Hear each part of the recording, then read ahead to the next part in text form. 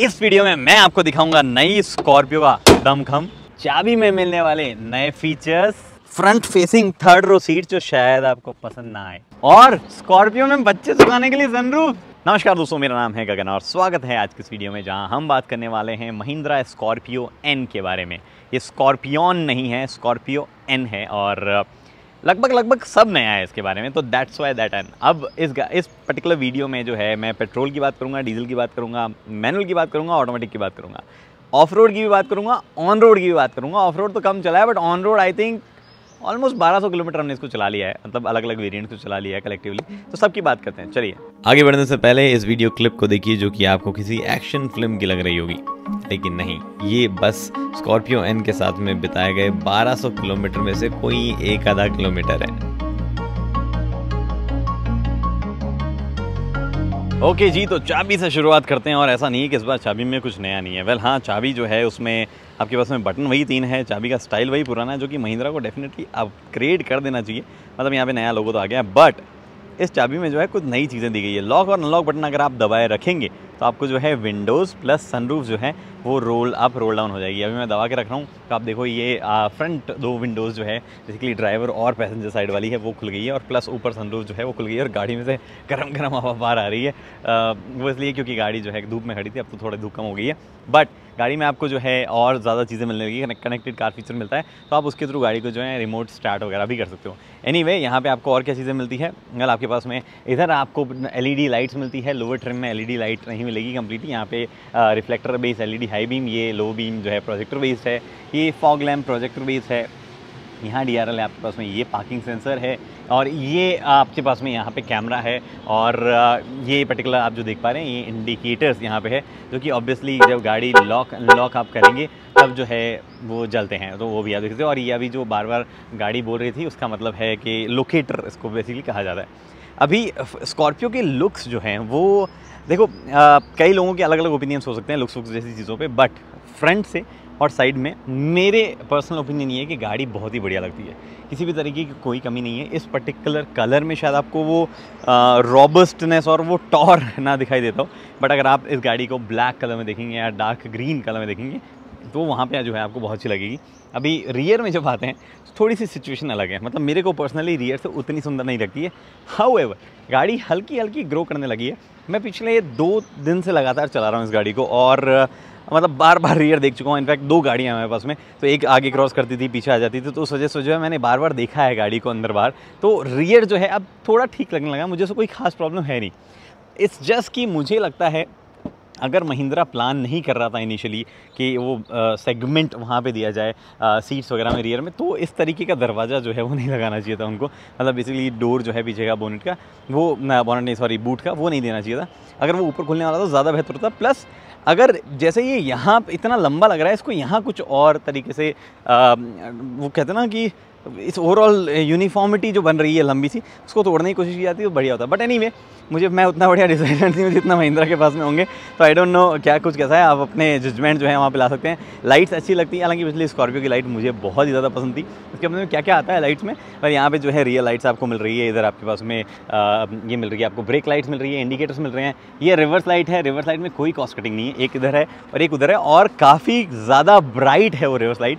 आपके पास में parking sensors rear में जो है वो 4 दिए गए हैं, और कैमरा जो है वो यहाँ पे प्लेस है। कैमरा की क्वालिटी अच्छी नहीं है, अभी मैं अंदर जाके आपको दिखाऊंगा।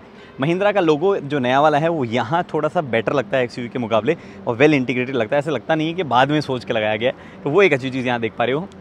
स्कॉर्पियो एन ब्रांडिंग यहाँ पे जो है ऊपर दी गई है स्कॉर्पियो ही, पुरानी वाली भी आती रहेगी, क्लासिक उसका नाम होगा। ये आपके पास में वाइपर है, आई थिंक इसको चेंज किया जाना चाहिए था। ये पूरा वाइप नहीं होता है, यहीं तक वाइप होता है, वो महिंद्रा को देखना चाहिए था, बट यहाँ पे डीफॉगर दिया जाता है। हाई माउंट स्टॉप लैम्प है, शार्क फिन एंटीना है। आपके पास में रूफ रेल्स जो है वो यहाँ आपको देखने को मिलती है।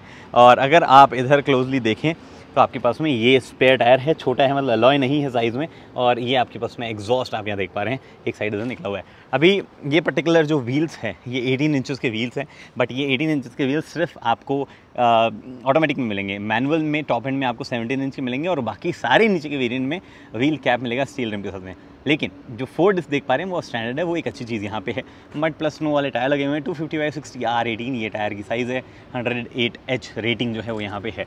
ये गाड़ी डीजल है। ओके, गाड़ी फिर से अच्छी बात ये रिक्वेस्ट से हर जगह दिए जाते हैं। फ्यूल जो है वो यहाँ से फिल होगा। 57 लीटर्स का टैंक है, हमने 2 बार फिल करवा लिया पूरा का पूरा, मतलब मैंने जितनी चलाई उस हिसाब से, और 50 लीटर से ज़्यादा नहीं आ रहा था, मतलब ऑलमोस्ट पूरा खाली करने पर भी। तो आई बिलीव काफ़ी अच्छा रिज़र्व रखता है वो, ऑलमोस्ट मेरे ख्याल से 5 लीटर के आसपास, जब पूरा ज़ीरो दिखाता है उसके बाद भी 5 लीटर के आसपास फ्यूल होता है। ये आपका एडब्लू जो है वो यहाँ पे डलता है। एडब्लू अभी तक हमने फिल नहीं कराया तो मुझे नहीं पता क्या क्वांटिटी उसकी है। एड्रीनो एक्स लिखा हुआ है, जो कि इसके इंफोटेनमेंट सिस्टम के लिए नाम दिया गया है। और एक्चुअली गाड़ी में बहुत सारे चेंजेस, सब कुछ नया है, तो इसलिए मैं थोड़ा सा वक्त लगा रहा हूँ। एक और चीज़, ये पर्टिकुलर जो है फुटरेस्ट आप जो देख पा रहे हैं, या जिसको रनिंग बोर्ड आप कह लो, फुटरेस्ट नहीं कहा जाएगा, वो जो है वो दिखता पतला सा था, बट इसकी क्वालिटी सच बता रहा हूँ मैं बहुत अच्छी है। मतलब मैं से जंप कर रहा हूँ लिटरली, और किसी भी तरीके की कोई प्रॉब्लम जो है वहाँ पे नहीं है। अच्छी क्वालिटी उसकी यहाँ पे दी गई है, विच इज़ समथिंग नाइस। दरवाज़ा विंडोज़ जो है वो ऑब्वियसली आप रोल अप भी कर सकते हैं अगर चाहें। मैं इसको दबा के रखूँगा, विंडोज़ और सनरूफ जो है बंद हो जाएगी। सनरूफ का कवर ऑब्वियसली बंद नहीं होगा क्योंकि वो मैनुअली रिट्रैक्टेबल है। और उसके बाद में एक और चीज़, सनरूफ जो है वो मतलब बारिश जब मतलब आपने खोला है उस टाइम बारिश आ रही है तो भी वो खुल जाएगी बाय द वे, तो वो ध्यान रखना आप। अपने आप वापस तुरंत तो बंद नहीं होती है, हो सकता है बाद में हो जाएगी, मैं इतना टेस्ट नहीं कर पाया, बट क्योंकि बारिश एक ही दिन आई थी हमारे यहाँ पे। अब मैं चलता हूँ उसके अंदर, और एक % इधर भी है और लास्ट में मतलब जो बूट है उसमें भी है। उससे पहले अंदर जाने से पहले मैं आपको दिखा देता हूँ इंजन बे। इंजन बे जो है वो ये पर्टिकुलर इंजन 2 लीटर वाला इंजन है, सॉरी 2.2 डीजल जो है वो यहाँ पे आपको मिलता है। और बोनेट जो है वो काफ़ी भारी है भाई, मैं आपको ऊपर खोल के बताता हूँ, मतलब इसके लिए मुझे अलग जोर चाहिए, बहुत भारी बोनेट है इस गाड़ी का। और महिंद्रा का क्लेम है कि सेफ्टी रेटिंग जो है वो भी बहुत ही कमाल की निकाल के लाएंगे वो लोग। ऐसा कुछ इंजन में दिखता है। 2.2 जो डीजल 80 है उसका आपको, और जो 2 लीटर पेट्रोल है उसका इंजन भी मैं आपको नहीं दिखाऊंगा, बट मैंने चलाई है, उसके बारे में बात हम ज़रूर करेंगे। इंजन में मैं उसको शूट करना जो है वहाँ पे भूल गया हूँ। अब मैं चलता हूँ अंदर, और अंदर जो है वहाँ पे भी सब चीज़ें नई है, वहाँ पे भी बहुत सारे अपडेट जो है महिंद्रा ने किए हैं स्कॉर्पियो में, या स्कॉर्पियो एन के साथ में। गाड़ी का एसी मैं चला लेता हूँ बिकॉज गर्मी जो है वो काफ़ी भयंकर है। राजस्थान में आ गया हूँ इसको चला के, ऑलमोस्ट कितना चला है पता है मैंने आप इसको, आई विल टेल यू। थोड़ा सा स्लो है ये particular infotainment unit. Internet reachable इसलिए नहीं कि राजस्थान में आज इंटरनेट नहीं चल रहा है, इसलिए ये यहाँ पे इस तरीके से बोल रही है। 1174 ये मीडिया राइड खत्म होने के बाद में, उससे पहले मैं 100 किलोमीटर चला चुका था, तो 1274 यानी कि 1274 किलोमीटर जो है मैंने ओवरऑल इस गाड़ी को कहीं ना कहीं चलाया होगा। और वो पर्टिकुलर जो कहीं ना कहीं मैं इसलिए वर्ड यूज़ कर रहा हूँ आपके सामने, क्योंकि गाड़ी जो है कभी ये चलाई मैंने, कभी डीजल चलाई, कभी डीजल मैनुअल चलाई, कभी पेट्रोल ऑटोमेटिक चलाई, तो सब मिक्स करके मैं आपको यहाँ पे बता रहा हूँ। सबसे कम मैंने पेट्रोल ऑटोमेटिक चलाई, जिसकी बात हम करेंगे बाद में। अभी इधर से शुरुआत करते हैं। मटेरियल कैसा है, देखो रगेड मटेरियल का इस्तेमाल किया गया। आप यहाँ पे देख रहे हो कुछ गंदा गंदा सा ही लग रहा होगा, वो इसलिए क्योंकि हमने कुछ चीज़ गिरा दी थी, आई डोंट रिमेंबर क्या गिरा दी थी यहाँ पे ऑफ रोडिंग के टाइम पे, तो ये उसकी वजह से प्रॉपर साफ़ नहीं हो पाया। अभी ढंग से साफ़ किया जाएगा तो हो जाएगा। तो रगेड मटेरियल है, आपको ऐसे सोचना नहीं पड़ेगा कि कुछ गाड़ी में गिर जाए, ऑफ रोडिंग करने में मिट्टी आ जाए, अलग अलग तरह की मिट्टी आ जाए, वो नहीं सोचना पड़ेगा। यहाँ पे प्लास्टिक का इस्तेमाल है, ये जो है लेदर जैसा, लेदर नहीं, यहाँ ज़रूर जो है सॉफ्ट टच का इस्तेमाल किया गया है। बट ये जो ब्राउन वाली फिनिश है इसमें आप अपना ओपिनियन दे सकते हैं, हालांकि ये सिर्फ टॉप एंड में आती है, लोअर एंड कैसा है मैंने देखा भी नहीं है, बट ओवरऑल ठीक लगती है ये फिनिश। तो गाड़ी में यहाँ पे जो है आपको ये ब्रश एल्यूमिनियम फिनिश वाली चीज़ मिलती है, ये बटन्स मिलते हैं, सब अच्छी तरीके से काम करते हैं। ड्राइवर और को पैसेंजर वाली विंडो जो है 1 टच में रोल अप रोल डाउन दोनों चीज़ें जो है वहाँ पे हो जाती है। ये ORVM की कंट्रोल है, ORVM इलेक्ट्रिकली फोल्ड हो जाते हैं, बहुत अच्छा फीचर है, कोई भी दिक्कत नहीं है, अच्छे तरीके से काम करता है। ऑटो फोल्ड अनफोल्ड चाबी लॉक के साथ में भी हो जाता है। बाकी आपको सारे जो है विंडोज़ के कंट्रोल बचे हुए यहाँ देखने को मिलते हैं। इस तरफ जब आप आएंगे, वैसे ये भले ही टॉप एंड है बट यहाँ पे ज़्यादा फीचर्स आपको, मतलब ये बटन्स जो है खाली देखने को मिलेंगे, तो आपको लगेगा कि अरे भैया यहाँ पे खाली कैसे रह गया। बेसिकली आप अपना कुछ भी यहाँ पे लगवा सकते हैं। इंजन स्टार्ट स्टॉप यहाँ पे आपको दिया जाता है। हेडलाइट लेवलिंग जो यहाँ दी जाती है, हेडलाइट अमेजिंग है, नाइट में मैं चला के देखी थी और बहुत ही बढ़िया है। फ्यूज बॉक्स यहाँ पे आपको दिया गया है। एसी वेंट इधर है। एसी की कूलिंग जो है, एसी का थ्रो जो है वो काफ़ी बढ़िया है, बट एसी से रिलेटेड एक नेगेटिव पॉइंट है जो मैं आपको बाद में बताऊंगा। देखो मैं गाड़ी के बारे में नेगेटिव पॉइंट वगैरह जो है लगातार बोल जरूर रहा हूँ कि भैया ये नेगेटिव पॉइंट है, वो नेगेटिव पॉइंट है, बट इसका मतलब ये नहीं कि मैं गाड़ी की बुराई कर रहा हूँ या मुझे गाड़ी की ओवरऑल प्रोग्रेस जो है वो पसंद नहीं आई है। This is one fantastic car जो महिंद्रा ने बनाई है, लेकिन हर गाड़ी में कुछ ना कुछ चीज़ें ऐसी होती है जो कि आप नेगेटिव साइड में प्लेस कर सकते हो। मेरा बताने का फ़र्ज़ है, आपको अगर वो नेगेटिव नहीं लगती, आपको इम्पैक्ट नहीं करती है तो अच्छी बात है, कई लोगों को करती होगी, तो मैं उस हिसाब से बताता हूँ। तो आगे चलते हैं। यहाँ पे जो है ये स्टीयरिंग आप यहाँ पे देख पा रहे हैं, स्टीयरिंग काफ़ी अच्छा है पकड़ने में, थोड़ा सा हार्ड लग सकता है despite being a little soft touch, but फिर भी मेरे को कोई ओवरऑल प्रॉब्लम जो है कहीं किसी तरीके की नहीं हुई। इधर जो है क्रूज़ कंट्रोल आपको मिलता है, इधर ये कंट्रोल जो है इनसे आप MID कंट्रोल करते हो, थोड़ा सा स्लो है MID का नेचर, बट आपको आदत पड़ जाएगी। Fuel info, digital speed, vehicle info, navigation, settings, alert history, ये सब चीज़ें आप यहाँ पे देख पा रहे हैं। फ्यूल इन्फो में बेसिकली आपको जो है बताएगा कि आपने कितनी रेंज बची है, क्या फ्यूल एफिशिएंसी आपको मिल रही है। रियल फ्यूल एफिशिएंसी क्या है वो मैं बता दूंगा, इसके बीच में जज मत कीजिएगा। DEF लेवल जो है वो भी आपको दिखा देता है। इंटरेस्टिंगली DEF को फ्यूल में काउंट किया जाता है। एनीवे, एक और इंटरेस्टिंग चीज़ ये कि ड्राइव इन्फो में आपको 2 ट्रिप सेटिंग मिलती है, बट यहाँ पे आपको वो ट्रिप में क्या माइलेज मिला है वो नहीं देख पाते हो। तो ट्रिप दोनों मैंने ऑलमोस्ट सिमिलर टाइम पे सेट की थी, तो आप यहाँ पे जो है वो दोनों चीज़ें देख पा रहे हो। अब जब मैं शूट करता हूँ तो वहाँ पे पुरानी स्कॉर्पियो आगे खड़ी हुई है, द OG स्कॉर्पियो। एनीवे, उसके बाद में यहाँ पे जो है नेक्स्ट चीज़ जो आप देख पा रहे हैं, अलर्ट हिस्ट्री है, कुछ भी अलर्ट्स होंगे तो वो यहाँ पे आपको देखने को मिलेंगे। यहाँ पे आपके पास में सेटिंग्स जो है वो आप देख सकते हैं। सेटिंग्स इधर आप एंटर करेंगे तो AEF auto reset, passenger airbag से related setting, drowsiness detection, TPMS, tyre fill assist, ये आप देख सकते हैं। आप साउंड से रिलेटेड सेटिंग है। साउंड से रिलेटेड सेटिंग बेसिकली क्या है कि आप जब टर्न सिग्नल साउंड कैसे आनी चाहिए, एल्ट्रस अगर आपने देखी होगी तो एल्ट्रस से जुड़ी हुई काफ़ी सारी सेटिंग्स जो है वो यहाँ पे आपको एल्ट्रस से जैसी जैसी सेटिंग्स आपको यहाँ देखने को मिलेगी। ये साउंड वाउंड वाली, नोटिफिकेशन, वॉल्यूम वगैरह सब सेट कर सकते हैं। 120 वाली जो चाइम आती है एक्चुअली वो इसकी काफ़ी कम साउंड आती है, तो वो ज़्यादा इरिटेट नहीं करती। हालांकि 120 से ऊपर चलाना नहीं है, ये मैं आपको पहले ही बता दूं, बिकॉज इंडिया में कहीं पे भी वो अलाउड नहीं है अनलेस आप प्राइवेट रोड पे कहीं ले जाओ।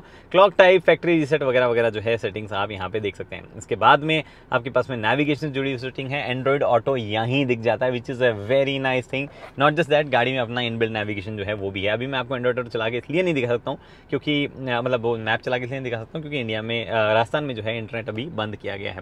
उसके बाद में व्हीकल टायर प्रेशर वगैरह जो है वो आप यहाँ पे देख सकते हैं, टायर प्रेशर, टायर टेम्परेचर, और ये जो पर्टिकुलर आप देख रहे हैं पावर और टॉर्क फिगर जो है वो क्या है वो आप देख पा रहे हैं। ये देखो ऐसे बढ़ रहा है पावर और टॉर्क फिगर, वो भी चीज़ आप यहाँ पे नोटिस कर सकते हैं। फिर उसके बाद में आपके पास में डिजिटल स्पीड जो है वो यहाँ आ जाती है। फ्यूल इन्फॉर्मेशन जो है वो अगेन यहाँ पे आ गया है। इधर फ्यूल कितना है, इधर कूलिंग टेम्परेचर क्या है, इधर टाइम क्या है, इधर आउटसाइड टेम्परेचर 40 डिग्री हो रखा है वो आप यहाँ देख सकते हैं। स्पीडोमीटर है, टैकोमीटर है। जो पेट्रोल है उसमें ये थोड़ा सा रेड लाइन थोड़ा लेट होता है तो वो आप इजीली डिस्टिंग्विश कर सकते हैं कौन सा पेट्रोल है कौन सा पेट्रोल नहीं है। ये स्टीयरिंग से एक प्रॉब्लम है मेरे को जो मैं आपको बताना भूल गया, वो ये कि टेलीस्कोपिकली एडजस्ट ये नहीं होता, आगे पीछे नहीं होता, लेकिन टिल्ट वे में होता है, तो टेलीस्कोपिकली भी दिया जाना चाहिए। इधर आपके पास में वॉल्यूम और कॉल उठाने का कंट्रोल है, कॉल काटने का कंट्रोल है, और ये सोर्स और बाकी चीज़ें मतलब बेसिकली कौन सा गाना बजाना है वो सब अगर चेंज करनी है तो वो चीज़ यहाँ पे आपको देखने को मिलती है। उसके बाद में ये जो पर्टिकुलर आप चीज़ देख पा रहे हैं ये आपके पास में वाइपर से जुड़े हुए कंट्रोल है। ऑटो वाइपर जो है वो आपको यहाँ पे देखने को मिलता है, और मतलब रेन सेंसिंग वाइपर जो देखने को मिलता है। इधर आपके पास में ऑटोमेटिक हेडलैम्प जो है वो देखने को मिलता है, तो वो भी चीज़ आप यहाँ पे देख पा रहे हैं। फिर उसके बाद में ये टच स्क्रीन, अभी ये AX5 जो है महिंद्रा स्कॉर्पियो सॉरी XUV 700 वाला, वो touch screen same touch screen यहाँ पे आता है, similar type of touch screen आता है, बट इसमें जो है मतलब फीचर्स फंक्शंस जो है वो काफ़ी दिए जाते हैं, लेकिन बट इसलिए बोला था मैंने कि बट ये टच स्क्रीन जो है सारे वेरिएंट्स में आता है। हाँ, इसके कुछ कुछ फीचर्स कम हो जाते हैं, जैसे कि wireless Android auto Apple CarPlay जो है वो आपको टॉप एंड में ही देखने को मिलता है और टॉप से नीचे वाले में देखने को मिलता है। उससे नीचे wireless Android auto Apple CarPlay जो है वो यहाँ पे नहीं देखने को मिलता है। इसमें हाउएवर हमें एप्पल कारप्ले ही देखने को नहीं मिला है, सिर्फ एंड्रॉइड ऑटो अभी तक हमें देखने को मिला है। क्या फंक्शंस है? वेल वही फंक्शन है जो आपने पहले XUV 700 में देखे थे, music, navigation, radio, phone application, Android auto. ये पर्टिकुलर टच स्क्रीन हमारे साथ में 2 बार हैंग हो चुका है। एक बार ये बटन से काम कर रहा था, टच जो है इसका काम नहीं कर रहा था, और एक बार ये ऑलमोस्ट दिखना ही बंद हो गया था। मैं आपको बता रहा था कि कैमरा रिवर्स कैमरा की क्वालिटी, तो देखो एक बार की मोटा मोटी क्वालिटी लगती तो ठीक है यहाँ से, तो ठीक है, बट प्रॉब्लम क्या है, जैसे ही मैं देखो आगे पीछे लेके जाऊँगा तो आप देखना उसमें लैग है। तो ये देखो, ये जो लैग आप यहाँ पे देख पा रहे हैं ना, ये लैग जो है थोड़ा सा परेशान यहाँ पे करता है, तो वो एक चीज़ जो है क्वालिटी ओवरऑल उसकी उतनी अच्छी लग नहीं रही थी। आपके पास में फ्रंट में भी कैमरा मिलता है, जो आप अभी देख पा रहे हो फ्रंट कैमरे का व्यू है, जो कि आप चाहें चेंज भी कर सकते हो, किसी तरीके से देखना है फ्रंट और रिवर्स एक साथ देखना है तो वो भी आप यहाँ पे देख पा रहे हो। नहीं, फ्रंट और रिवर्स एक साथ नहीं, थोड़ा साइड मतलब वाइड व्यू देखना है तो वो भी आप यहाँ पे देख पा रहे हो। और आपको जो है स्टोर करनी है फोटो तो वो भी आप कर सकते हो, सिंपली ये देखो, ये प्रेस किया आपने तो screen captured image stored in gallery वगैरह ऐसा जो है वो आपको बताता है। जूम भी आप आप इसको कर सकते हो। फीचर्स अच्छे दिए गए हैं, इस जस्ट की ओवरऑल लैग को इंप्रूव किया जाता है, वो चीज़ जो है और बेहतर यहाँ पे होती है, अच्छा एक्सपीरियंस यहाँ पे देती है। नीचे की तरफ कई शॉर्टकट्स है विच आई रियली अप्रिशिएट। म्यूजिक का शॉर्टकट यहाँ पे है, कॉल का शॉर्टकट यहाँ पे है, होम का शॉर्टकट यहाँ पे है, और आपके पास बैक जाना है, सेटिंग्स में जंप करना है, क्विकली स्टार पे आपको ने कुछ सेव करके तो उसका शॉर्टकट आपको यहाँ देखने को मिलता है। ट्यून आप जो देख पा रहे हैं, ट्यूनिंग जो है आपको कुछ भी सेट करना है और या बीच में म्यूजिक वगैरह में कुछ भी सिलेक्शन चेंज करना है वो आप यहाँ से कर सकते हो। वॉल्यूम, और अगर आपको ये स्क्रीन बंद करनी है तो वो भी आप यहाँ से कर सकते हो। स्क्रीन यहाँ पे बंद हो गई है, ये स्क्रीन सेवर आ गया। सिंपली यहाँ पे टच करिए और ओके, ये टच नहीं, यहाँ पे क्लिक करने से वापस चलती है, वापस यहाँ पे चल गई है। होम बटन यहाँ पे, सेटिंग्स में मैं एक बार आ जाता हूँ। General, display, date and time, audio, Alexa, phone. Alexa जो है वो काम करता है। एलेक्सा अभी काम नहीं करेगा क्योंकि इंटरनेट, अगेन मैं रीज़न 2 बार बता चुका हूँ, तो अभी काम नहीं करेगा, लेकिन जब काम करेगा तब जो है ठीक काम करा। वॉइस कमांड जो है वो ठीक काम कर रहे हैं। हाउएवर ज़्यादा मैं इसको टेस्ट नहीं कर पाया हूँ, लंबे टाइम तक टेस्ट करूँगा, फिर मैं आपको और बेहतर इसके बारे में बता पाऊँगा। कुछ और चीज़ें जनरल सेटिंग्स में ज़्यादा कुछ नहीं है। आपके पास में यूनिट जो है वो आप सेट कर सकते हो। आपके पास में डिस्प्ले सेटिंग्स में बहुत सारी चीज़ें हैं, brightness, power and slip, clock type, home type, ये सब चीज़ें आप सेट कर सकते हो।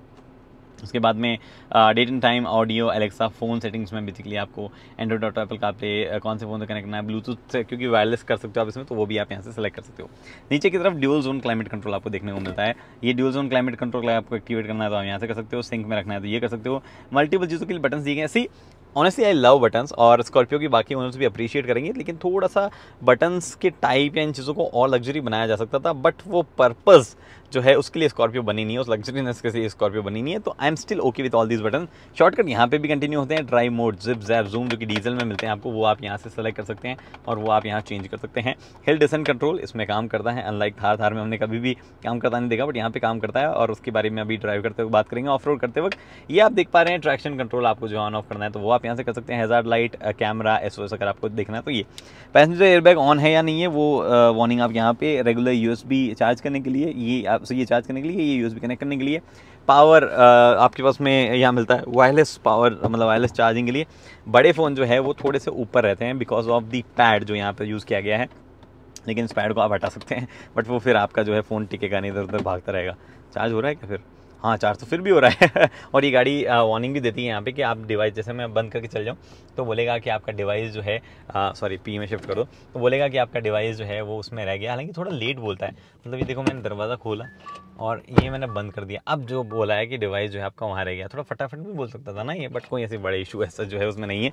एनीवे, तो बड़ा फ़ोन जो है वो प्रॉपरली क्योंकि उसमें फिट नहीं होता, इसलिए कभी कभी चार्ज से हटा जाता है जब गड्ढे वड्ढे आते हैं। तो आपको ध्यान ही रखना है कि इसमें और कोई चीज़ ना पड़ी हो, जब भी आप अपना फ़ोन को चार्ज करना चाहें तो वो चार्ज होता रहेगा। मतलब ऐसे जैसे मैं अभी रखूँगा तो चार्ज होना तो शुरू हो जाएगा, ये देखो चार्ज होना शुरू हो गया, पर ऐसा कोई इशू नहीं है। यहाँ पे आपके पास में PRND-M मोड्स अगर आपको सेलेक्ट करना है, मैनुअल में रखना है तो, और 4x4 करते टाइम इसके बारे में और बात करेंगे। शिफ्ट लॉक यहाँ दिया गया है, तो अगर आपको गाड़ी का मतलब ये शिफ्ट लॉक क्या काम आता है, मेरी रील देख सकते हो आप, उसमें काम आएगा। बाय द वे एक और इंपॉर्टेंट चीज़ याद आ गई मुझे, जब भी आप गाड़ी खरीदते हैं तो मैं ये नहीं बोल रहा हूँ आपको सब्सक्राइब करो या ऐसा कुछ, मैं ज़्यादा फेवर आपसे नहीं मांग रहा हूँ। जब भी आप गाड़ी खरीदने जाते हैं तो हर एक शोरूम वाले जो है वो आपको फीडबैक फॉर्म भरवाते हैं कि आपने कैसे पता किया या कैसे डिसाइड किया कि आपको यही गाड़ी खरीदनी है, whatever car.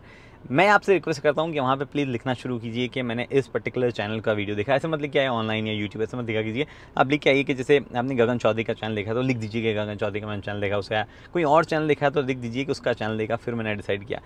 It helps a lot honestly, और वो इम्पैक्ट क्रिएट करता है। अदरवाइज़ कुछ लेवल्स पे ये समझा जाता है कि मतलब इनको कोई दिखता नहीं है सच्चाई को। मतलब इसके बारे में कभी और हम जो है पॉडकास्ट में एक्सप्लेन करेंगे, बट ये मेरे को बताना था, मैंने बता दिया। एनीवे, आपके पास में यहाँ पे जो है ये इसकी मैंने बात कर ही ली, गियर नॉब की। ये हैंड ब्रेक है क्योंकि मैनुअल है, और जब आप जोर से खींचेंगे और जब क्योंकि आपके 4 डिस्क है तो आपको उस वाले पेडल में भी हल्का सा सेंसेशन फील होगा। मतलब इस वाले पेडल में भी जो है हल्का सा वो आगे पीछे हो जाता है, यहाँ दिखेगा नहीं आपको, बट वो उसमें सेंसेशन फील होता है। कप होल्डर यहाँ पे है, जो ऑल व्हील ड्राइव वेरिएंट और 4 व्हील ड्राइव वेरिएंट होगा उसमें यहाँ पे टरेन सेलेक्टर नॉब आएगा। ये छोटा सा रह गया है यहाँ पे, इसमें कुछ खास चीज़ जो है वो नहीं है सच, इसको बड़ा किया जा सकता है। स्पेसेस के मामले में कुछ शिकायत है मुझे, वो भी मैं आपको बता चलूँगा। ये सॉफ्ट टच का इस्तेमाल किया गया, अच्छा है भाई। इस गाड़ी का AC फ्लो इतना अच्छा है ना कि मैं क्या बताऊँ आपको। ये महिंद्रा का लोगो आ जाता है तुरंत, विच इज़ नाइस थिंग। ये ग्लो बॉक्स है, डिसेंट साइज़ है, यहाँ पे ज़्यादा बड़ी नहीं है, बट ये ना सिर्फ इल्यूमिनेटेड है, लाइट जलती है, बल्कि इसमें जो है आपको एयरकॉन वेंट भी दिया गया। थोड़ा सा और बड़ा कर दिया जाता तो अच्छा होता। उसके बाद में आपको सीट जो है वो पावर एडजस्टमेंट जो है वो करके मैं मेरे हिसाब से रख लेता हूँ, और मैं दिखाता हूँ। डोर बिन्स जो है 1 लीटर की बॉटल इधर आ जाएगी, थोड़ा सा स्पेस उधर बच जाएगा।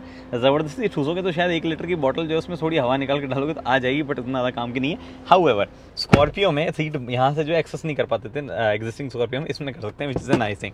अभी उधर भी आपको सिमिलर चीज़ें मिलती हैं। यहाँ by the way Scorpio N लिखा आपको देखने को मिलता है। कोई भी थार जैसा माहौल नहीं है कि कौन सी सीरियल की थार, वो चीज़ें नहीं है। इधर आपके पास में इलेक्ट्रोक्रॉमिक मिरर जो है वो नहीं दिया गया है। यहाँ पे सनवाइजर दिया गया है, बढ़िया ब्राइट वाइट लाइट्स दी गई है, जो कि बहुत अच्छी चीज़ है। लाइट्स आप यहाँ से कंट्रोल कर सकते हैं। सनरूफ अगर आपको ओपन करनी है तो सिंपली एक टच में जो है पूरी सनरूफ आप पीछे कर सकते हैं। भाई इसका म्यूजिक सिस्टम बहुत बढ़िया है, सोनी का म्यूजिक सिस्टम दिया गया है। ये म्यूजिक सिस्टम आप यहाँ देख पा रहे हैं, यहाँ पे भी म्यूजिक स्पीकर जो है वो यहाँ पे दिए गए हैं। सनरूफ कुछ जितनी खुलती है उससे ज़्यादा पीछे जो है वो नहीं जाती है। बंद कर लेते हैं सनरूफ को हम वापस, और आपके पास में वैनिटी मिरर जो है वो नहीं दिए गए हैं ड्राइवर को, और ये एक्सटेंड जो है वो भी नहीं होता है। कितनी जगह छोड़ देता है, वेल इतनी जगह छोड़ देता है। आई थिंक एक्सटेंड जो है वो होने वाला सिस्टम दिया जाना चाहिए था, वैनिटी मिरर नहीं दिया, कोई बात नहीं। बट इस तरफ आपको ना सिर्फ वैनिटी मिरर दिया जाता है, बल्कि वैनिटी लाइट जो है ऊपर वो भी दी गई है। आई थिंक ये यूनिक कार है जिसमें एक साइड वैनिटी मिरर आता ही नहीं है और एक साइड लाइट भी आती है। यहाँ पे भी मतलब ऑब्वियसली एक्सटेंड जो है वो नहीं होता है। एनीवे, अब हम चलते हैं पीछे। गाड़ी सेफ्टी के मामले में बहुत ही ज़ोरदार है, कई एयरबैग्स वगैरह जो है मल्टीपल आपको दिए गए हैं। बट पीछे बैठ के मैं आपको स्पेस दिखाता हूँ कि गाड़ी में स्पेस कितना है। बाय द वे ये नोटिस किया आपने, पकड़ के चढ़ने के लिए जैसे इसकी ज़रूरत नहीं पड़ती है, मतलब आप मेरी एज के बंदों को ज़रूरत नहीं है, और आपको ज़रूरत पड़ तो पड़ सकती है।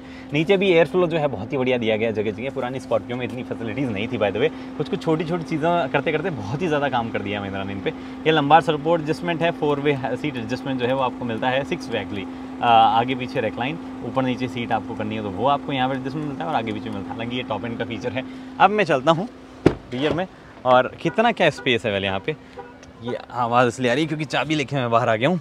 यहाँ पे थोड़ा सा आपको क्लाइम करना पड़ता है, और बंद करिए इसको, बढ़िया पकड़ने वकड़ने के लिए स्पेस है।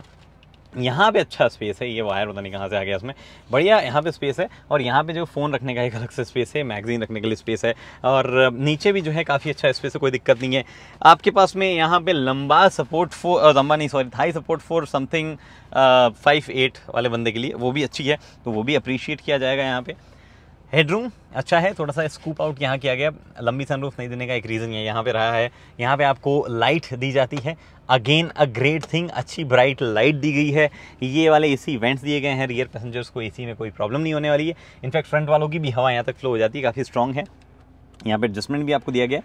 टेम्परेचर आप कंट्रोल नहीं कर सकते हो, बट आप जो है विंड फ्लो कंट्रोल कर सकते हो, which is a nice thing. USB type C fast charging के लिए दी गई है। ये एक्चुअली टाइप सी जो है वही यहाँ पे पड़ी है। मैं इसको चार्ज पे लगाता हूँ, मेरा एक्शन कैमरा जो है प्रॉब्लम से चार्ज हो रहा है। उसके बाद में एमिनिटीज़ के नाम पे आपको यहाँ पे पावर विंडोज़ और कंट्रोल मिलते हैं, और वही अगेन सेम क्वालिटी यहाँ कैरी फॉरवर्ड की जाती है। यहाँ पे सॉफ्ट टच और बाकी सब हार्ड मटेरियल यूज़ किया गया है, लेकिन क्लस्ट्रोफोबिक जैसी फील नहीं है। बड़ा ग्लास यहाँ दिया गया है, कोई भी मैनुअली रिट्रैक्टेबल जैसी चीज़ जो है सनवाइजर वाली नहीं दी गई है। बट ओवरऑल सीट का कंफर्ट जो है मुझे अच्छा लगा, मुझे पर्सनली उससे कोई शिकायत नहीं हुई है। आर्मरेस्ट आपको यहाँ मिलता है। सवाल ये है, क्या 3 लोग पीछे बैठ सकते हैं, मतलब इस वाली सीट पे बैठ सकते हैं? वेल एक्चुअली 3 लोग बैठ सकते हैं, बट 3 लोग अगर प्रॉपर बड़े एडल्ट्स हैं तो उतना ज़्यादा कंफर्टेबली भी वो नहीं बैठेंगे। बट नीचे टनल जो है उसको कंट्रोल किया गया है, इतनी ऊंची नहीं आई है, तो उस वजह से कोई इशू नहीं होगा। हालांकि बीच वाला क्योंकि सीट थोड़ी सी ऊपर उठी हुई है, तो बीच में बड़ा आदमी तो वैसे भी नहीं बैठ पाएगा, हेडरूम का इशू उसको आ सकता है। लेकिन इस स्कॉर्पियो में एक बड़ा चेंज किया गया है पुरानी स्कॉर्पियोज़ के मुकाबले, और वो चेंज जो है वो मैं आपको उस तरफ जाके दिखाता हूँ। 60-40 में स्प्लिट होती है सीट बेसिकली, ये 60% वो 40%, तो इसलिए मैं उधर जा रहा हूँ। ये पर्टिकुलर जो सीट है, एक्चुअली ये सीट मुझे आगे कर देनी चाहिए थी। ये पर्टिकुलर जो सीट है ये नीचे जाती है। बाय द वे हमने गाड़ी को कितना ऑफ रोड लेके गए, यहाँ पे भी मिट्टी लगी हुई है महिंद्रा के ऑफ रोडिंग स्टेशन की। इसको 1 टच में जो है ये ऊपर आ जाती है। ये स्कॉर्पियो का ब्रोशर है, सॉरी ये ऐसे पड़ा है, मैं काफ़ी देर से ढूंढ रहा था, मुझे मिल नहीं रहा था, यहाँ पड़ा है। ये स्कॉर्पियो की सीट पूरी ऊपर चली जाती है अगर आगे वाली सीट जो है सही जगह हो, और उसके बाद में आप इसमें जो है अंदर एंटर कर पाते हो। एक्चुअली मैं करके दिखाता हूँ आपको। तो अंदर मैं चलता हूँ, और क्या सब चीज़ें हैं। वेल देखो आप ये देखो कि जगह कितनी है। सबसे पहले अंदर मैं बैठ चुका हूँ, और यहाँ तक तो ठीक है, मतलब, लेकिन ऐसे तो कोई बैठेगा नहीं ना, लोग बैठेंगे ऐसे। मुझे एक शिकायत जो है इस पर्टिकुलर सीट से यहाँ होती है, मतलब इस वाली सीट से जो मैं ये फोल्ड कर रहा हूँ, कि ना ही ये रेक्लाइन होती है किसी स्टेप में, ना ही आगे पीछे जाती है। तो वो एक इसके साथ में प्रॉब्लम यहाँ पे है, वो स्टेप दिया जाना चाहिए। अभी यहाँ मेरे घुटने जो है प्रॉपर टच हो रहे हैं, और थाई सपोर्ट भी नहीं है, मतलब किसी तरीके का थाई सपोर्ट भी नहीं है। हाउएवर ठीक ठाक हेडरूम है, 5 फुट 8 इंच के बंदा जो है वो बैठ जाएगा। और यहाँ पे इतना ज़्यादा कुछ क्लस्ट्रोफोबिक भी मुझे फील हो नहीं रहा है। स्पीकर दिया गया बट कोई एसी वेंट जो है वो यहाँ नहीं दिए गए। एसी वेंट आई बिलीव यहाँ दिए जाने चाहिए थे। यहाँ सिर्फ बच्चे बैठ सकते हैं, वो भी तब जब गाड़ी काफ़ी देर तक प्रॉपर्ली ठंडी हो पाई हो। अगर गाड़ी गर्म है तो फिर तो जो है यहाँ पे इशू हो सकता है लोगों को। ये सीट पे 2 ही बंदे बैठेंगे, तीसरा तो किसी हालत में बच्चा भी नहीं बैठ पाएगा, थोड़ा सा इशू है। बट हेडरेस्ट दिए गए हैं, 3 पॉइंट सीट बेल्ट, यानी कि सेफ्टी का प्रॉपर ध्यान जो है वो यहाँ पे भी दिया गया है। और यहाँ पे भी इनफैक्ट ये बंद करने का हिसाब दिया गया यार, ये देखो ये यहाँ पे भी दिया गया, मैंने बंद किया ये, तो प्रॉपर हर एक चीज़ का ध्यान दिया गया। ऐसे कोई एक्सपोज्ड प्लेसेस नहीं है, कोई भी चीज़ यहाँ पे एमिनिटी नहीं है। हाँ मतलब लाइट दी गई ऑब्वियसली, और चार्जिंग वार्जिंग कुछ नहीं दी गई। हाउएवर जो बूट में 12 वोल्ट का सॉकेट है वो आप यहाँ देख पा रहे हैं, ये आप इस्तेमाल कर सकते हैं, तो वो एक अच्छी चीज़ है। अब इसको टम्बल अप वापस वहाँ पहुँच गई है और यहाँ से आप जो है वॉक कर सकते हैं वापस। इसको आप जो है खुद नीचे नहीं कर सकते हैं, उधर से नीचे होगी, इसलिए इसी जगह से जो है अंदर बाहर जाना रेकमेंड किया जाता है। और उधर से जो है वैसे भी ट्रैफिक आता रहता है, तो थोड़ा सा सेफ़ भी नहीं है ऐसा दरवाज़ा खुला रख के अंदर बाहर होना। अब बात करते हैं कि गाड़ी में बूट कितना बचता है। मैंने दिखा दिया था बूट एक्चुअली आपको, थोड़ा सा सामान मैस हो रखा है यहाँ पे।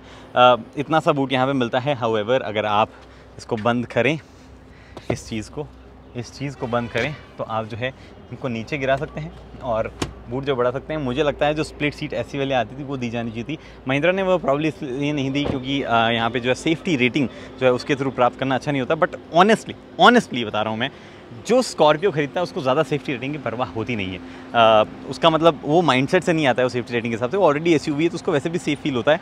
अच्छी बात है कि सेफ्टी रेटिंग बढ़ती है उससे, बट उससे वो फ़र्क जो है वो लास्ट पैसेंजर की ओवरऑल मतलब उससे इम्पैक्ट पे ही आता है। मुझे लगता है कि जिस तरीके का यूजेस उस लास्ट रो का होता है, महिंद्रा जल्दी वो सीट्स दे देंगी। अगर वो नहीं देता है तो भी ऐसा नहीं कि उसकी वजह से गाड़ी की सेफ्टी रेटिंग कम हो जाएगी। ओवरऑल स्ट्रक्चर वगैरह की सेफ्टी अभी भी उतनी रहेगी, चाहे वो सीट वैसी दे या ना दे। बाय द वे लाइट्स जो है वो आपको अगर देखनी हो तो कुछ इस तरीके की दिखती है। अभी चलते हैं, चलाते हैं इसको फटाफट, और मैं आपको जो है और बढ़िया चीज़ इसके बारे में बताता हूँ। पहले ऑफ रोडिंग करें या मतलब सड़क पे चलें?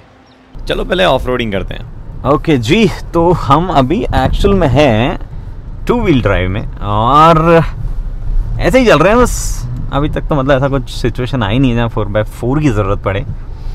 आगे हमारे 4 व्हील ड्राइव ही है, ये भी हमारी 4 व्हील ड्राइव ही है, और ट्रैक उतना कहीं मुश्किल नहीं है एज़ पर जो लोग पहले गए हैं। बट अब काफ़ी बारिश हो गई है, पिछले 1 घंटे से बारिश हो रही थी, तो आई होप कहीं मुश्किलें बढ़ गई हों ताकि थोड़ा सा एक्सपीरियंस करने को मिले। और ऑल्सो ये सारी गाड़ियों में मैकेनिकल लॉकिंग डिफरेंशियल भी है और ब्रेक लॉकिंग डिफरेंशियल भी है, तो MLD काफ़ी हद तक काम कर देता है, जो कि 4 व्हील ड्राइव लगाने से पहले अगर वही ना कर पाए तो 4 व्हील ड्राइव हम लगाएंगे। Let's see. ओके, ये थार में काम नहीं कर रहा था हिल डिसेंट कंट्रोल, जहाँ तक आपको पता है, but we will. And hill descent control active यहाँ पे काम कर रहा है भाई, कुछ ज़्यादा ही टेढ़ी लग रही है। अगर आपको पर्सपेक्टिव दिखाऊं तो इतनी टेढ़ी लग रही है गाड़ी। I will come slowly. सो गाड़ी जो है 4x4 लो में है, बट मैनुअल में भी है, यानी कि अपशिफ्ट नहीं करेगी गाड़ी, 2 में नहीं जाएगी। और अगर मतलब नहीं भी होती तो भी 2 में ही जाती है, उससे ज़्यादा जाती नहीं है। बट यहाँ पे ऑलमोस्ट हिल डिसेंट कंट्रोल जैसा काम चल रहा है, क्योंकि 4x4 लो में 1 में लॉक हो रखी है। चलो विल कीप सम डिस्टेंस, ये हमेशा ऑफ रोडिंग में याद रखें कि आपकी आगे वाली गाड़ी को इनफ स्पेस दें, और अगर वो चढ़ाई में हो तो पूरा स्पेस उसी को दे दें आप।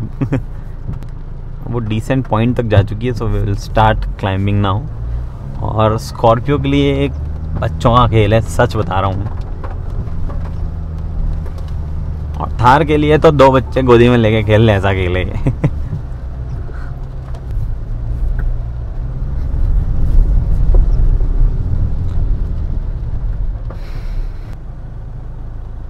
थोड़ा इधर जाने को बोला जा रहा है। हमेशा नेविगेटर बहुत इंपॉर्टेंट होता है। देखो मुझे कुछ करना पड़ नहीं रहा honestly, I will be very honest with you. मेरे को बस हल्का सा ब्रेक जो है वो अपने हिसाब से करना पड़ रहा है, और एक बार ब्रेक अगर मैं ढंग से मैनेज कर लूँ तो बाकी गाड़ी अपने आप ही कर रही है भाई, जो कर रही है। MLD किक इन हो गया।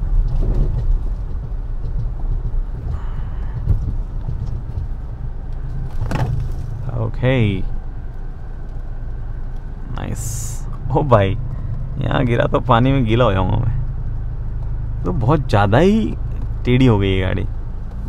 सी Scorpio is capable but track was not. मैं जल्द ही एक सिर्फ ऑफ रोड वाली वीडियो करने की कोशिश करूंगा स्कॉर्पियो एन के साथ में, जहाँ पे आपको और बेहतर उसकी कैपेबिलिटीज़ का पता चलेगा।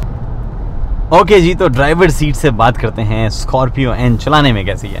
देखो सबसे पहले गाड़ी की विजिबिलिटी कैसी है, तो आगे की तरफ विजिबिलिटी अच्छी है, यहाँ पे अच्छी है, बड़े ORVM से IRVM से विजिबिलिटी अच्छी है अगर आप जो है एड्रेस नीचे लगा के रखे तो।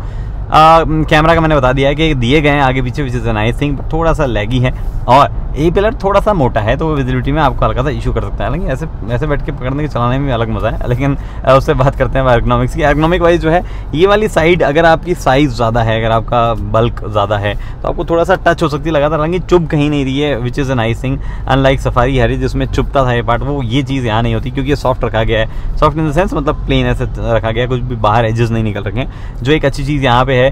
बट मतलब एर्गोनॉमिक्स में मेरे ख्याल से सिर्फ जो एडजस्टेबल स्टीयरिंग दे दिया था टेलीस्कोपिकली, उसके अलावा मुझे लगता है ऐसा कोई भी इशू जो है वो मुझे काउंट करवाना होगा। सीटिंग वगैरह जो है परफेक्टली आप एडजस्ट कर पाते हैं, कोई भी इशू उसमें भी किसी तरीके का नहीं होता है। फिर उसके बाद में बात आती है कि ओवरऑल ड्राइविंग कंफर्ट, तो ड्राइविंग कंफर्ट जो है वो भी काफ़ी अच्छी है, बढ़िया है मतलब बैठने बैठने के हिसाब से। लेकिन इट डिपेंड्स, मतलब अगर आप वो पुरानी स्कॉर्पियो की काफ़ी अपराइट, काफ़ी ऊंचे वाली बैठने पोजीशन के आदी हैं तो ये थोड़ी सी आपको ऐसा लगेगी लंबी और थोड़ा आप नीचे बैठे हो। लेकिन मतलब ऐसा नहीं है नीचे बैठे तो नहीं लगता, एक्चुअली आप काफ़ी ऊपर ही बैठे हो यही फील आता है, बट आपको बोनट थोड़ा सा आगे जाता हुआ दिखता है बड़ा होने की वजह से। एनीवे फिर बात आती है कि गाड़ी चलाने वालाने में कैसी है। तो देखो 173 PS की पावर जो है 175 मतलब जो भी पावर है यहाँ पे सारी पावर लिखी हुई है, और आपको जो है मल्टीपल तरीके के टॉर्क फिगर्स आपको यहाँ दिख रहे होंगे क्योंकि ऑटोमेटिक में अलग है, मैनुअल में अलग है। एक डिफरेंस आउटराइट मैनुअल और ऑटोमेटिक में फील होता है। मैनुअल थोड़ा सा ईजी गोइंग है कुछ जगहों पे, जबकि ऑटोमेटिक जो है वो थोड़ा सा मतलब आप गियर शिफ्ट वगैरह जो है उसके जिप मोड में भी, मतलब जो सबसे एफिशिएंट मोड है उसमें भी थोड़े से ऐसे ना आपको ऐसा लगता है इंजन आवाज़ क्यों कर रहा है, आप शिफ्ट क्यों नहीं कर रहा है। वो इसलिए क्योंकि गाड़ी डिज़ाइन की गई है 2000 RPM पे आप शिफ्ट करने के लिए, तो वो थोड़ा सा टाइम लेती है अपना अप शिफ्ट करने से पहले। तो वो चीज़ थोड़ी सी आपके लिए ऐसा हो सकता है कि यार ये मतलब इंजन थोड़ा सा स्ट्रगल कर रहा है, हालांकि वो स्ट्रगल नहीं है, पावर तो पूरी है इंजन में, कोई दिक्कत नहीं है। इनफैक्ट आप जूम मोड में आओगे तो आपको पावर का अंदाज़ा लगेगा, पूरा प्रॉपर पावर आपको वहाँ मिलती है। इट्स जस्ट कि मैनुअल थोड़ा सा रिलैक्स लगता है चलते हुए because of the lower point जहाँ पे ज़्यादा आपको टॉर्क, कंप्लीट टॉर्क आपको जो है 380 Nm का मिल जाता है। वो पॉइंट है 1500 RPM वाला, इसमें 1750 RPM पे आके मिलता है। बट इंजन किसी भी मायनों में जो है कमतर नहीं है, चाहे वो आप खराब रोड पे हो मतलब अच्छे रोड्स पे हो। दी ओनली प्रॉब्लम है 6th गियर का रेशियो थोड़ा सा और बेटर रखा जाना चाहिए था। 6th गियर में गाड़ी जब 100 की स्पीड पे होती है, 6 यानी कि टॉप गियर में जब गाड़ी 100 की स्पीड पे होती है तो इट्स अराउंड 2200 RPM, जो कि थोड़ा सा नीचे रखा जाता है, अराउंड 1800 रखा जाता है, तो बढ़िया क्रूज करने में मज़ा आता। साथ ही में इंजन की बात चली रही है तो मैं बता दूं कि फ्यूल एफिशिएंसी जो है वो आप डीजल ऑटोमेटिक से एक्सपेक्ट कर सकते हैं 11 के आसपास। अगर आप 100 के आसपास लगातार चलना चाहें तो 11 प्लस कर सकते हैं एक्चुअली। बट अगर आप थोड़ा सा भी नीचे जैसे कि 90-95 मेंटेन करते हैं रेगुलरली और हार्ड एक्सप्रेशन नहीं करते हैं तो it will give you almost 13-14 easily. तो वो एक अच्छी चीज़ के बारे में है। लेकिन थोड़ा सा भी ज़्यादा रेव करेंगे तो भैया वहाँ पे माहौल जो है वो फ्यूल एफिशिएंसी खत्म होने लग जाएगी आपके पास में। फिर बात आती है कि गाड़ी का गियर बॉक्स वगैरह, गियर चेंजेस कैसे कर रहे हैं। तो देखो गाड़ी का पिकअप अच्छा है, गियर शिफ्ट जो है वो ईजिली आपको पता चलते हैं कब गियर शिफ्ट हो रहे हैं। ऑल्सो जब हार्ड जाते हो तब भी होते हैं, और गाड़ी जरूरी नहीं कि हर बार एकदम करेक्ट गियर में स्लॉट होगी बिकॉज ये ओवरऑल बैंड जहाँ पे पावर अवेलेबल है 1700 RPM से लेकर 3500 के आसपास ही पावर है डीजल में। उसके बाद में आवाज़ जो है वो काफ़ी ज़्यादा शुरू हो जाती है। तो गियर जो है वो इट्स गुड, मतलब कोई भी ऐसी कमी ऐसा नहीं निकाल पाओगे, but it's not that fast, ऐसा कुछ भी वो चीज़ नहीं। सेगमेंट में कुछ फास्टर गियर बॉक्स आपको मिल सकते हैं, बट यहाँ पे जो काम के लिए बनाई गई है, जितना टॉर्क इसको डिलीवर करना है, जिस तरीके से डिलीवर करना है, जिस पर्पस के लिए बनाई गई है, उस हिसाब से जो है गाड़ी काफ़ी अच्छी काम करती है। और ये क्योंकि वीडियो मतलब ज़्यादा ही बड़ी हो जाएगी तो मैं आपको डीजल मैनुअल और डीजल ऑटोमेटिक का जो है एक डिटेल कंपैरिजन जो है वो भी मैं बना के आपको यहाँ पे दे दूंगा, तो उसमें आप और ज़्यादा बेहतर देख सकते हैं मैनुअल और डीजल के बारे में, मैनुअल और ऑटोमेटिक के बारे में। बट अब हम बात करते हैं कि किस तरीके का ओवरऑल लग रही है राइड और डायनेमिक्स हैंडलिंग वगैरह। राइड और हैंडलिंग के मामले में पुरानी स्कॉर्पियो है, स्कॉर्पियो क्लासिक के मुकाबले बहुत ही बढ़िया और अच्छे अपग्रेड जो हैं वो यहाँ पे महिंद्रा ने किए हैं। स्पेशली ओवरऑल जिस तरीके से गाड़ी चलती है, गड्ढों पे से जाती है, सस्पेंशन में काफ़ी काम किया गया है। आई होप जो महिंद्रा XUV 700 में कुछ ओनर्स को सस्पेंशन के इश्यूज़ आने लगे थे 10-12 हज़ार के आसपास, हालांकि ज़्यादा ओनर्स ने तो रिपोर्ट नहीं किए बट कुछ ओनर्स ने किए हैं, वो इशूज़ यहाँ पे नहीं आएंगे बिकॉज सस्पेंशन जो है सेफ नहीं है, थोड़े चेंजेस यहाँ पे हैं। बट सस्पेंशन XUV 700 की तरह ही काफ़ी अच्छे बिहेव करते हैं, इनफैक्ट खराब सड़कों पर और बेटर बिहेव करते हैं because of the overall suspension, travel और जिस तरीके से डिज़ाइन किए गए काफ़ी बढ़िया है सस्पेंशन। हाँ ठीक है, मतलब शार्प, छोटे शार्प गड्ढे आते हैं, वहाँ पे एक बार की गाड़ी बच जाती है और हिल भी जाती है थोड़ी बहुत, लेटर ऑन फ्रेम हिलेगी सही, बट अगर वो रंबल स्ट्रिप आ जाए या वो मतलब बड़े गड्ढे आ जाए, गाड़ी उसके ऊपर से निकल जाए, कोई दिक्कत नहीं है। कुछ जगहों पे तो गाड़ी में गड्ढे जो है वो ट्रांसलेट होकर अंदर ही नहीं आते हैं, मतलब वो एक बहुत ही बढ़िया है। उसके बाद में बात आती है कि हैंडलिंग कैसी है। हैंडलिंग जो है वो गाड़ी की कुछ इस तरीके की है कि आप देखो हैंडलिंग थोड़ी सी वेग है, मतलब इतना नहीं है कि बहुत बढ़िया है, बट गाड़ी के स्टीयरिंग में जो वजन ऐड किया गया स्पेशली एट हाई स्पीड्स वो अच्छा है। पहले की स्कॉर्पियो में लोअर स्पीड पे वजन था, हाई स्पीड पे हल्का था, अब उल्टा हो गया है जो कि काम का है। पार्किंग वार्किंग करनी है, एकदम लाइट स्टीयरिंग, एकदम मतलब सिटी फ्रेंडली स्टीयरिंग जो है यहाँ पे डेवलप कर दिया गया है। और जैसे ही आप हाई स्पीड पे जाते हो थोड़ा सा वियर्डनेस, इसलिए मैं बोल रहा हूँ बिकॉज लेट्स सी, देखो मैं 80+ चला गया हूँ यहाँ पे, और 80+ जाने के बाद में जो है वो वेट अभी आया नहीं, वो एक्चुअली 90+ जाने के बाद में आता है, एक हल्का सा वेट आता है जो अभी तक स्टीयरिंग इतना तो घूम रहा है, उसके बाद में थोड़ा सा हार्ड एकदम से हो जाता है, लगता है इतना हार्ड क्यों हो गया है, बट वो प्रोटेक्ट ही करता है आपको ओवरऑल, ताकि आप गाड़ी इतने से ज़्यादा उधर टर्न निकालें, बिकॉज ग्राउंड क्लियरेंस काफ़ी है गाड़ी का, तो बॉडी रोल वगैरह जो है उसके भी चांसेस है। बॉडी रोल है बट थोड़ा कंट्रोल है, बट थोड़ी फिर भी है यहाँ पे, बट ओवरऑल हैंडलिंग जो है आई थिंक काफ़ी अच्छी कर दी है। It's not like the level best इसमें जो की जा सकती है इसमें, ऐसा कुछ नहीं है, बट ओवरऑल जो है काफ़ी अच्छे इंप्रूवमेंट्स उसमें कर दिए गए हैं, और इस पर्टिकुलर टाइप की गाड़ी के हिसाब से भी अगेन कोई शिकायत नहीं करोगे। महिंद्रा ने एक्चुअली इतने महीन चीज़ों पर काम किया है कि मतलब मैं आपको ज़्यादा बोलूँगा आपको लगेगा कि मतलब ये कमियाँ मिल नहीं रही है क्या, मैं ऑब्वियसली काफ़ी सारी कमी आपको वैसे बताई है मैंने। फिर एक और जो कमी आपको थोड़ी सी मिल सकती है वो है ब्रेकिंग में। ब्रेकिंग का फीडबैक उतना प्रॉपर्ली नहीं आ पाता है, हाउएवर ब्रेकिंग अच्छी है। इट्स अबाउट द फीडबैक, जब आप पैडल पे प्रेस करते हो तो कैसा कहाँ फीडबैक निकल के आता है, थोड़ा सा अलग टाइप का फीडबैक वो है, बट ऐसा नहीं कि आपकी आदत नहीं पड़ेगी, आपकी आदत थोड़े टाइम बढ़ जाए उसके बाद में आप उसमें कोई शिकायत नहीं करेंगे। एक और चीज़ इस पर्टिकुलर गाड़ी के साथ में हमने ऑब्जर्व की है वो ये कि गियर बॉक्स जो है वो कभी कभार हम जब सडन ब्रेकिंग करते हैं, मतलब जैसे मान लो मैं, अरे हाँ सडन ब्रेकिंग से आता है इमरजेंसी स्टॉप सिग्नल, भाई इसका इमरजेंसी स्टॉप सिग्नल इतना सेंसिटिव है। अब जैसे मैं 100 पे हूँ, ठीक है, मैंने थोड़े से ब्रेक लगाया और अभी तो जैसे नहीं चला, कभी कभार वो जल जाता है इतने समय, मतलब ये उतना ज़्यादा भी इमरजेंसी स्टॉप सिग्नल वाला नहीं देना चाहिए, ठीक है, मतलब पीछे की गाड़ियों को नोटिफाई हो जाता है, हज़ार जल जाते हैं, तो बट इसका कुछ ज़्यादा ही सेंसिटिव मुझे लगा कुछ पॉइंट पे। ऑल्सो जब मैंने जिस तरीके से ब्रेक किया, कभी कभार जब गाड़ी की स्पीड थोड़ी ज़्यादा ही कम हो जाती है, अभी तो जैसे 100 से 80 आई थी, बट कब ज़्यादा ही स्पीड थोड़ी सी कम हो जाती है तब क्या होता है, गियर बॉक्स में से एक झटका आता है, मतलब जो वापस वो चलने लगता है, तो वो थोड़ा सा वियर्ड था, पता नहीं ऐसा क्यों होता है। ऑटोमेटिक की मैं बात कर रहा हूँ, मैनुअल में ऐसा कुछ फील नहीं हुआ। चलो एक काम करते हैं, मैनुअल चलाते हैं, बाकी बात बाद में करते हैं। ओके, तो ये है डीजल मैनुअल, और मैनुअल की शिफ्टिंग वगैरह कैसी है पहले उसकी बात करते हैं। देखो गियर्स जो है उसकी शिफ्ट जो है थोड़ी सी कुछ जगह पे नौची हो सकती है, मतलब ऐसे आपको लगाने में परेशानी हो सकती है, थोड़ा सा मतलब दम लगाना पड़ेगा, बट आज तक दुनिया में जितने भी स्कॉर्पियो आपने देखी है उनसे तो बेटर हो गई भाई ये। उसके बाद में क्लच एक्चुअली काफ़ी लाइट है, सरप्राइजिंगली क्लच बहुत लाइट है, मतलब इस गाड़ी को चलाने में सच में काफ़ी आसानी होने वाली है लोगों को, और बाहर से माहौल वैसा ही रहने वाला है। हम इसको मुंबई से लेके यहाँ जयपुर तक चला रहे हैं, और भाई इतने लोगों ने रोका है ना, इतने लोगों ने रोका है, मतलब जो लोग आगे आगे लगा जाते हैं उनकी संख्या तो कम है, बट अगर हम रुकें तो इतनी देर पीछे जो भी चल रहे थे वो सब आगे रुकते हैं, गाड़ी देखते हैं, इतना माहौल इस गाड़ी का है। एनीवे, तो मैनुअल जो है वो चलाने में कंफर्टेबल ओवरऑल हो गया है, एंड थोड़ा सा बेटर इंजन का रिस्पॉन्स है डीजल में मैनुअल का।